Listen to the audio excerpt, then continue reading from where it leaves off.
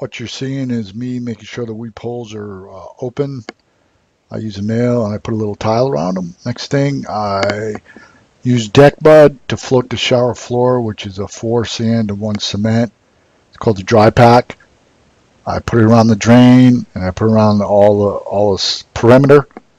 I take a piece of tile that I'm going to be using and I make sure around the drain is, especially I'm going to be setting on fresh mud.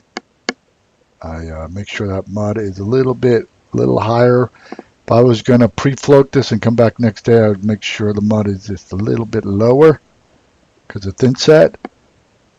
And like I said, I take my little piece of tile, I spin it around that drain to make sure I get the perfect height for my mud, and then I go out from there. I make screeds, they're called mud screeds, around the perimeter. I take my 2-foot level out from the drain to the back wall.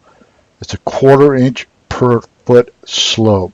1/4 inch per slope. That means for every foot you got a 1/4 inch of slope toward the drain. And what works out good with this floating the shower floor is if you don't have all these wood floats like at different sizes, cut some wood down. You'll actually see my my 2-foot level in there and a 4-foot level. I always told my guys go A to B, from A to B. Whatever you need, cut a piece of wood down and just go around the drain to that screed, the mud screed to the side. Cut like 6 pieces of wood, all different sizes. Or I've been, over the years, I've gone through all these wood floats and I cut them down. And I use a flat trowel and a wood float. Like I said, I just make screeds all the way around the perimeter. Starting from the drain, it's a 1/4 inch per foot. And then once I get my screed in the back where I want it, then I just level to left and right. And then the one along the curb is level to that. So the whole perimeter is level. So when you're setting your tile on top of the floor, it's going to be easy because it's all going to be level. So that's what I do every time. Never changes. Dump the mud around the drain. Get my little, you can see that little piece of tile on top of the drain, and I spin it around there. Get that screed perfect around the drain. Then I go out to the back wall, 1/4 inch per foot with my 2-foot level. And then I level it because I'll put indentations in the screed from my level. And then I'll just go around the whole perimeter, and then I'll just fill it all in with deck mud. And deck mud, like I said, is 4 sand to 1 cement. It's really like beach sand or all-purpose sand you can use. Common cement. If you watch to the end, I'll link some videos to mixing and using deck mud. Here I'm measuring for my tile because this, like I said, this is going to be fresh mud, so I don't want anything to mess up. And the next room I have it already laid out, so I know exactly what my cuts are going to be. How am I going to set this out? I think it worked full tile to left to right. So once I pour my thin set in there, I do not want to mess around at all. If you've never done this before, I highly recommend do not setting on fresh mud.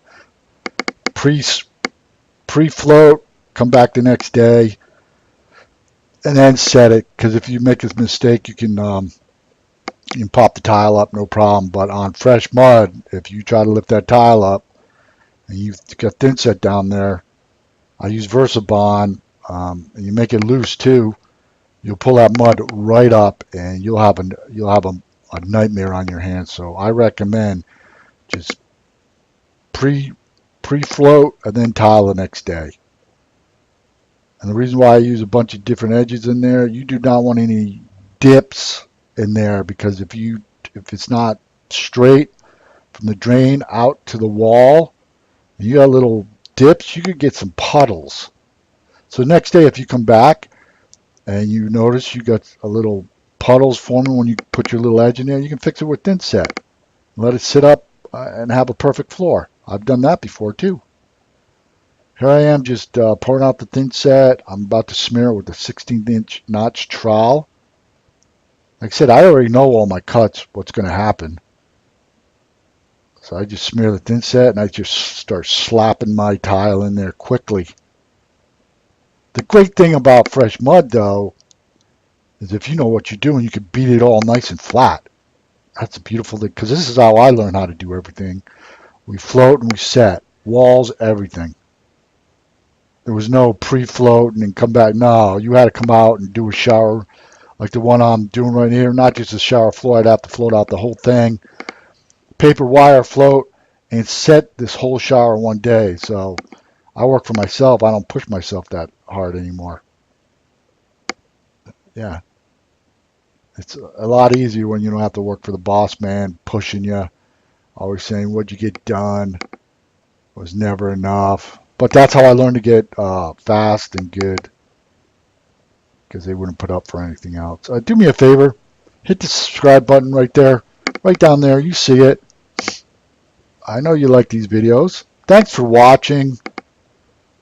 I always like to speed up these videos, get right to the meat of it. If anything, if you notice my videos, if I do slow it down, it's for really looking at it. But this is just basic shower floor 101. Like I said, hit the subscribe, like, tell all your people.